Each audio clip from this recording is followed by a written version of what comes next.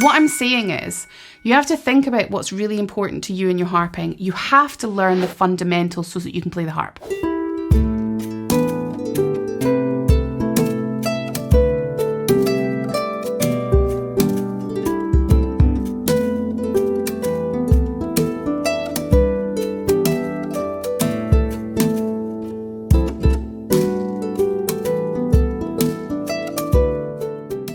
When doing technical exercises such as ornaments, that's quite an important part of the question.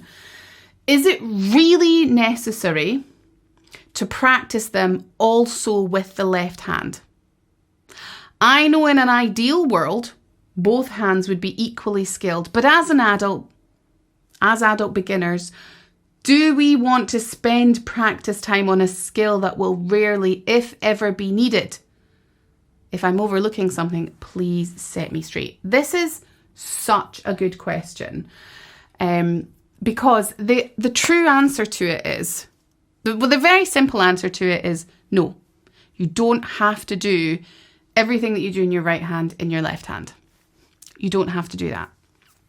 Especially when it comes to things like ornaments, triplets, all these kinds of things that really you don't generally are going to be using, and you're not generally going to be playing a whole bunch of triplets in your left hand. It's quite rare for that to happen in a piece. In fact, off the top of my head, I can't even think of a piece that happens. It's almost like I know I analogize, I don't know if that's a word, but I'm going to use it. I analogize often teaching the harp to dog training, but it helps my brain.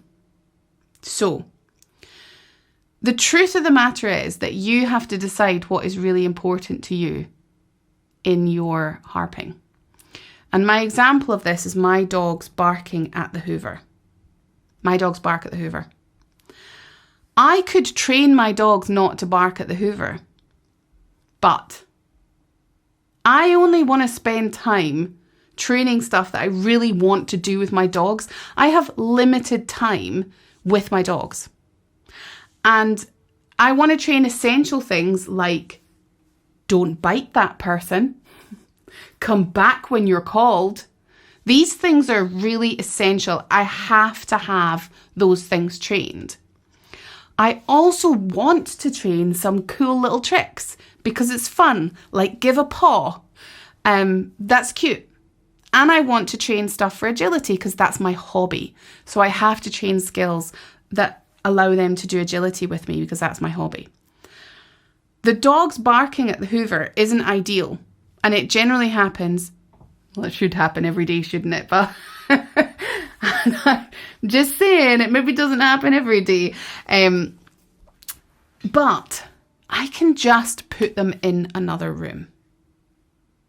And instead of spending my hard-earned training time with my dogs, training them to be quiet and sit on their beds when the hoover's on, I can just put them in the other room. Or I can do it when they are out for a walk with William. I can do the hoovering. Okay? So what I'm saying is, you have to think about what's really important to you in your harping. You have to learn the fundamentals so that you can play the harp. So, plucking the strings appropriately into your palm, placing your fingers, your body position, right, before you actually touch the strings, tucking and bending your thumb. These are like the absolute essentials of harp playing that you have to do, and you must practice them in both hands. Everything else is skill-based. So if you say to yourself, I don't ever want to play harmonics, I would suggest you're limiting yourself to like something that sounds really cool. But if you genuinely are like, I don't like the sound of harmonics, I never want to play them, then don't waste your time practicing them. Okay, if you've made that decision that you don't want to play them, don't waste your time practicing them. You don't have to play them in order to enjoy your harp. Ornaments in the left hand almost never happen. Let's be frank, the skill that your left hand needs in general is stretching, rhythmic work, and producing that great sound. It doesn't generally need to be able to play triplets, tiny ornaments and things like this. Does that mean you might not, might there be a time when there's a reason in my house to have to train the dogs to not bark at the hoover? Yes, that time may come. I seriously doubt it, but it might come. And when that time comes, I will train those dogs not to bark at the hoover.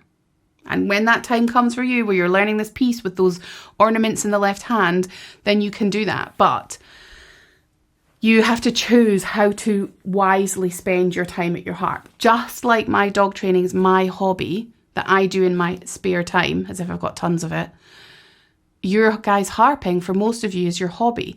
And so you have to choose wisely how you spend that time at your harp.